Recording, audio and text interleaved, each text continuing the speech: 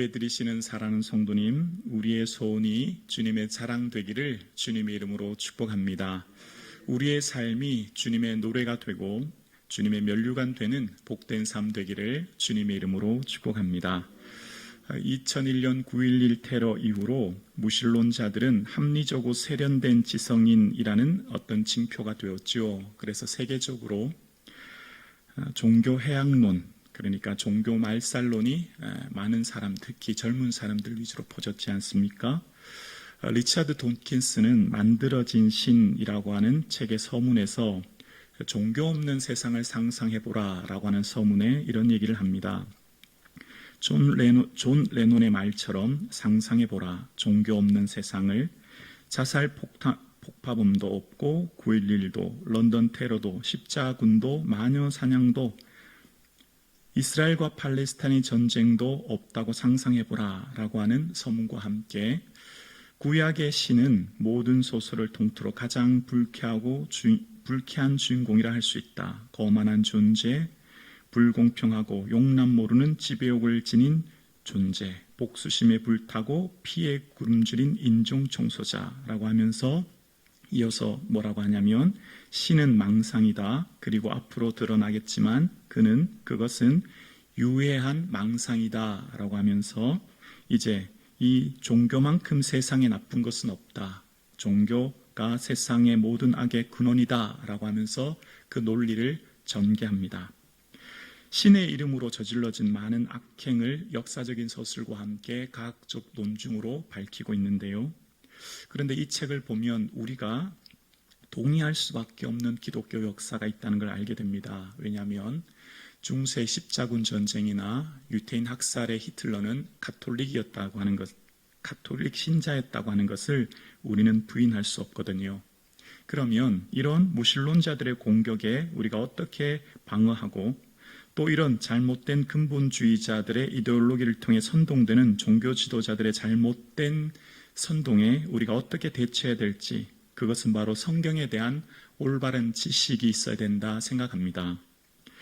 도킨스는 종교는 망상이라고 하는 논거를 펼치는데요. 아마 그 논거의 주안점이 됐던 본문이 오늘 본문이 아닐까를 생각해 봅니다. 왜냐하면 오늘 본문 3절에 보면 이런 내용이 나옵니다. 15장 3절에 보면 지금 가서 아말렉을 쳐서 그들의 모든 소유를 남기지 말고 진멸하되 남녀와 소와 젖먹는 아이와 우양과 낙타와 나귀를 죽이라 하셨나이다 하니 라고 이야기합니다.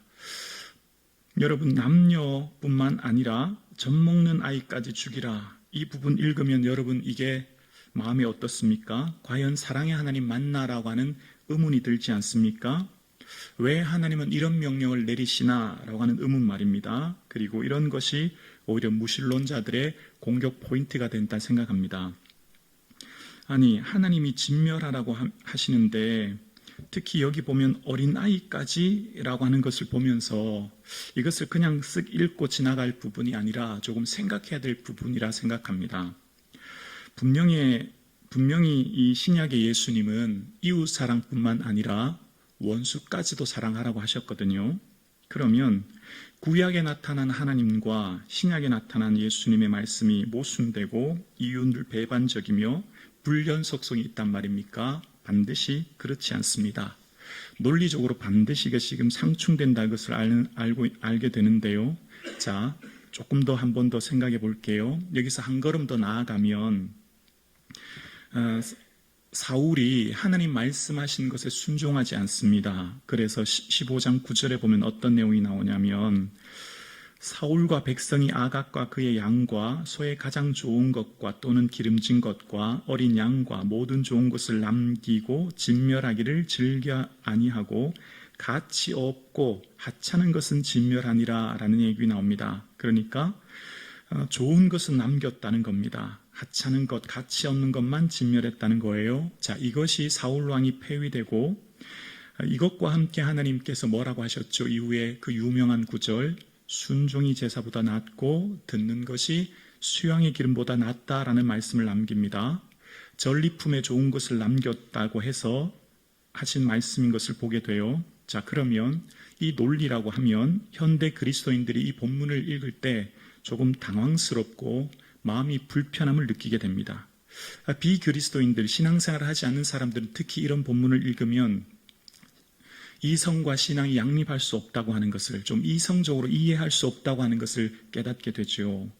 자, 그러면 오늘 본문은 학살을 정당화하고 영토 확장을 위한 수단이 전쟁이며 인종 우월주의적인 명령을 내리신 것인가라고 하는 것을 생각해 봐야 됩니다. 과연 하나님이 이렇게 영토를 확장하고 또 인종 우월주의적인 사고 속에서 이런 명령을 내리신 건가라고 하는 비윤리적이고 비인도적인 신, 그 하나님인가라고 하는 것입니다.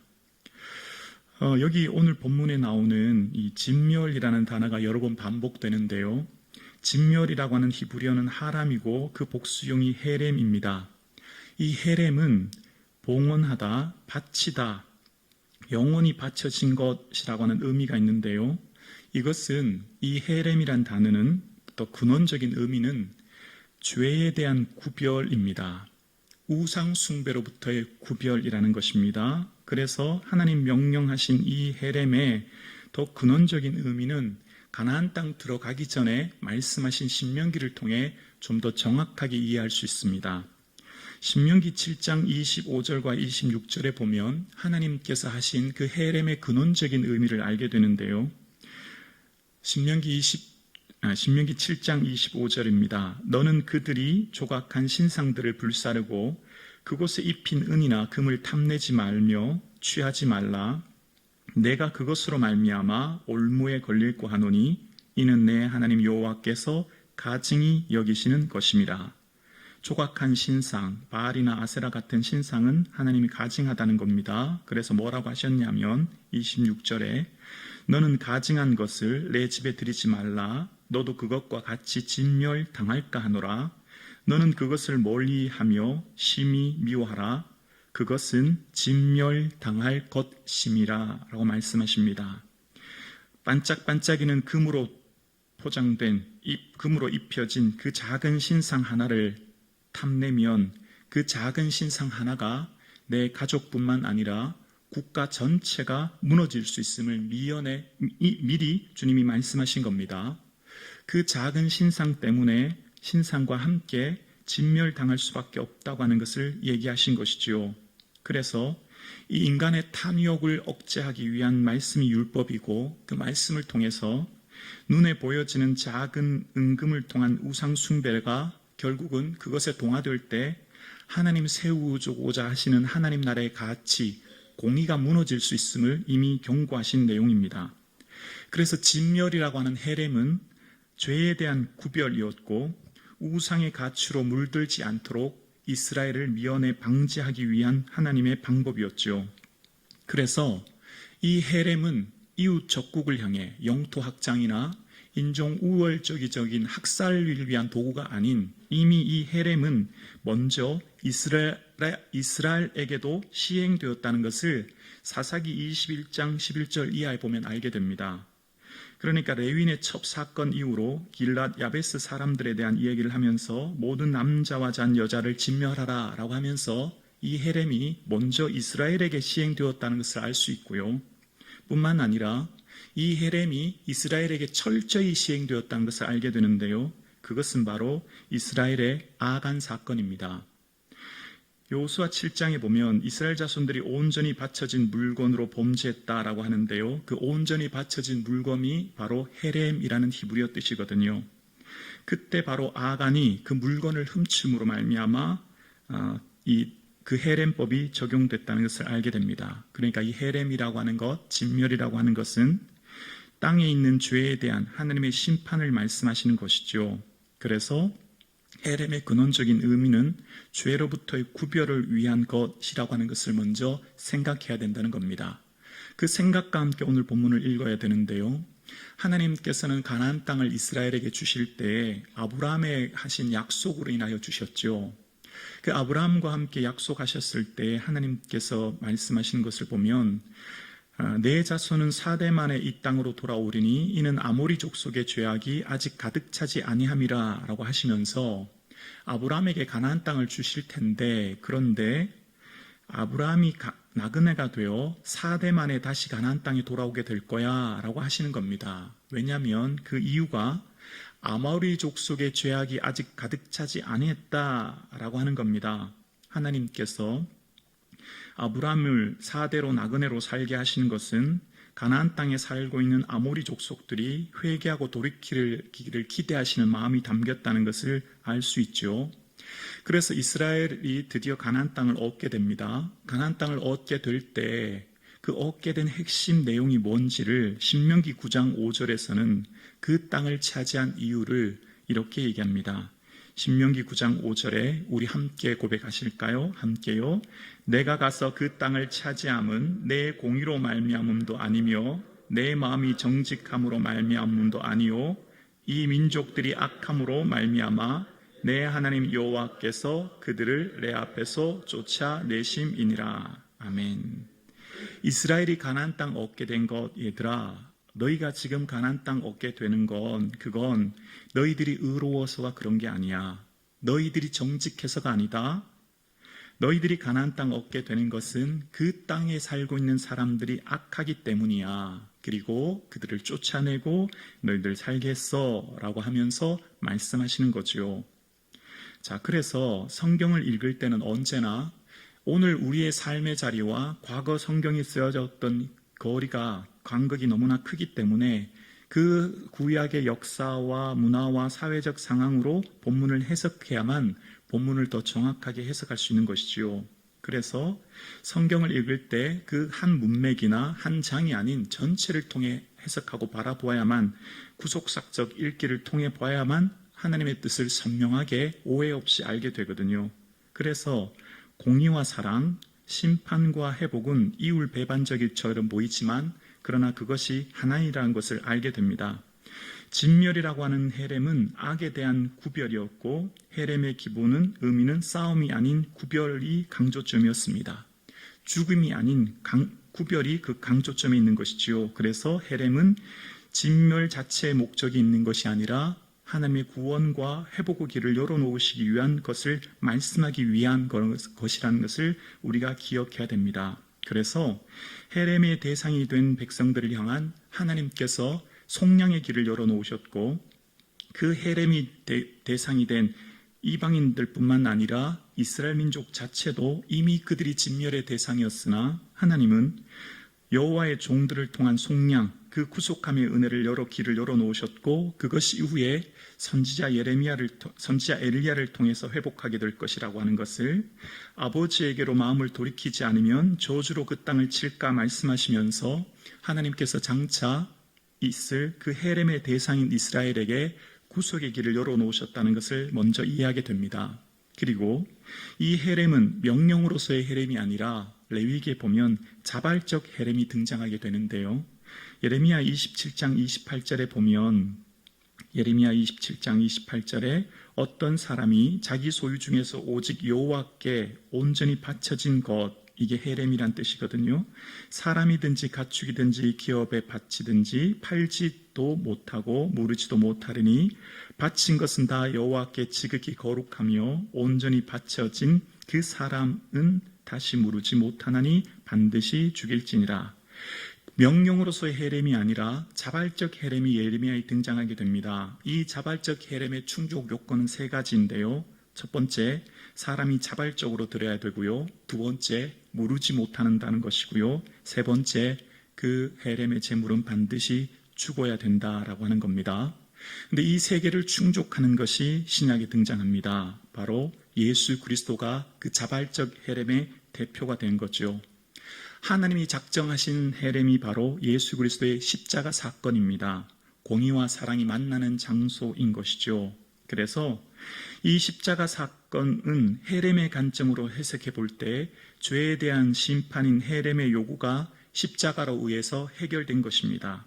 그래서 죄에 대한 하나님의 해결적 심판이 예수 그리스도의 십자가였고, 이것이 평화로운 헤렘의 길을 열어놓으신 겁니다. 헤렘의 요구에 심판에 응답하신 하나님의 길이 바로 이 십자가였다는 것을 알게 됩니다. 그래서 오늘 우리는 예배드리는 저와 여러분들은 지옥의 영원한 형벌 가운데 있어야 될 헤렘의 대상이었죠. 우리 모두는 진멸의 대상이었습니다. 왜냐하면 죄의 가운데 있는 사람들이었거든요. 그런데 여리고에서 라합이 구원 얻었듯이 여리고에서 라합이 믿음으로 순종함으로 구원 얻었다고 하는 히브리서 고백처럼 오늘 우리는 예수 그리스도를 믿음으로 그 헤렘의 진멸대를 대상에서 구원 얻은 백성이 바로 나라는 겁니다. 아간처럼 헤렘의 대상이 되어 아골골짜기에 죽어야 될 나의 삶을 대신하여 아골골짜기에 죽으신 예수 그리스도의 그 헤렘 사건이 내 삶의 구속의 경륜을 이룬다고 하는 것을 우리는 고백하는 것, 십자가 안에 구원의 영광이 있듯이 헤렘 안에 은혜가 숨겨져 있다고 하는 것을 기억하는 겁니다. 그래서 헤렘 안에 이미 십자가가 있고 십자가를 통하여 헤렘이 완성된 겁니다. 헤렘은 죄를 미워하시는 하나님의 거룩한 마음이 담겨져 있는 것이죠. 그래서 헤렘이라고 하는 이 진멸의 본질의 의미는 헤렘을 완성하기 위한 예수 그리스도의 십자가를 예표하고 있는 사건이 되는 겁니다. 자, 그러면 오늘 이 본문을 통해 다시 한번 우리를 생각해 볼게요. 나는 누구입니까? 헤렘의 대상인 나를 위해 예수님께서 십자가에 죽으셨고 우리의 믿음은 그 믿음에 그 예수님의 사랑에 응답하는 삶, 예수님의 그 행하신 십자가에 내 삶으로 답하는 것, 그게 믿음입니다. 여러분이 살아가는 삶의 자리에서 하나님께서 행하신 그 헤렘의 사건을 통해 보이신 예수 그리스도의 사랑을 우리의 삶으로 답하는 삶이 바로 믿음이라는 겁니다. 자, 그래서 제가 이제 말씀드리려고 하는 핵심이 오늘 헤렘에 있는 것이 아니라 조금 더 깊이 들여다보려고 하는데요. 성경을 읽을 때, 예배를 드릴 때, 기도를 드릴 때 어떤 목적으로 하느냐가 너무나 중요합니다. 성경을 통해 자기 중심적으로 읽으면 성경은 나의 목적을 성취하기 위한 도구로 전락하게 됩니다. 그리고 결국은 개인의 성공만을 위해 사는 인생이 되지요. 만약 성경을 읽을 때 하나님 중심적으로 읽게 되면 나를 통해 하나님께서 이루시고자 하는 하나님 나라가 무엇인지 보게 하시고 그 하나님 나라를 나를 통해 세워가시는 것을 깨닫게 돼요. 그것은 비단 성경 읽기뿐만 아니라 예배, 기도, 봉사의 모든 목적이 마찬가지입니다. 나 중심의 예배, 기도, 봉사가 아닌 하나님 중심의 예배, 봉사, 그리고 말씀 읽기가 되어야 된다는 것입니다. 인생이란 문제 앞에 성경의 역사보다 더 완벽한 해설서는 없거든요. 우리가 살아가는 인생의 수많은 문제를 우리는 말씀을 통해 우리의 인생의 해답을 찾고 말씀을 통해 우리의 삶의 방향을 찾기 때문입니다. 자, 그래서 오늘 본문에 이 헤렘 사건 속에 또 하나의 이야기를 찾아보려고 하는데요. 그것은 바로 사무엘상 15장 12절에 나와 있습니다. 12절 말씀입니다. 사무엘이 사울을 만나려고 아침에 일찍이 일어났더니 어떤 사람이 사무엘에게 말하여 이르되 사울이 갈멜에 이르러 자기를 위하여 기념비를 세우고 발길을 돌려 길갈로 내려갔다 하는지라 라고 이야기합니다. 오늘 이 본문을 읽으면 우리는 사울을 향해 어떻게 자기를 위해 기념비를 세울 수 있어? 라고 하면서 비난하고 또한 이 본문을 설교할 때 대부분 많은 설교자분들이 사울처럼 살지 말자라고 설교합니다. 그런데 저는 오늘 본문을 조금 다르게 보려고 하는데요. 내가 과연 사울이라면, 내가 과연 한 나라의 최고 통치권자라면 내가 나를 위해 기념비를 세우지 않을 수 있을 자신 있나요? 내가 정말 여러분 내 손에 모든 권력이 들어져 있다면 나 자신을 위해 그 권력을 사용하지 않을 절제할 수 있는 힘이 나에게 있을까요? 오늘 본문을 읽으면서 어떻게 사울은 이럴 수 있어? 라고 하면서 비난할 수 있는 사람이 과연 몇 사람이나 될까요?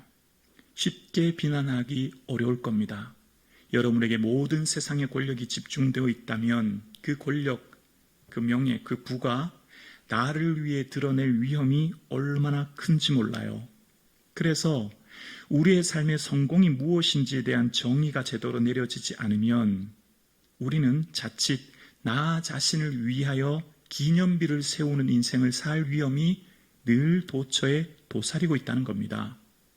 우리가 오늘 인생을 살아가는 삶의 목적도 마찬가지죠. 우리가 이 본문을 보면서 그냥 사울왕은 어떻게 이럴 수 있어? 라고 하면서 손가락질하고 치부해버릴 본문이 아니라 나 자신이 사울왕이 될 위험성이 많다고 하는 것입니다. 사울왕은 누구입니까? 이스라엘은 누구입니까?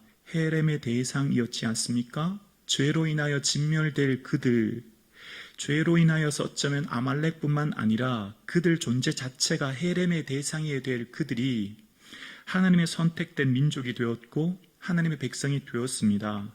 그리고 지금 가나안 땅에 들어와 산다고 하는 것 그 자체가 이미 하나님의 은혜가 되는 것이지요.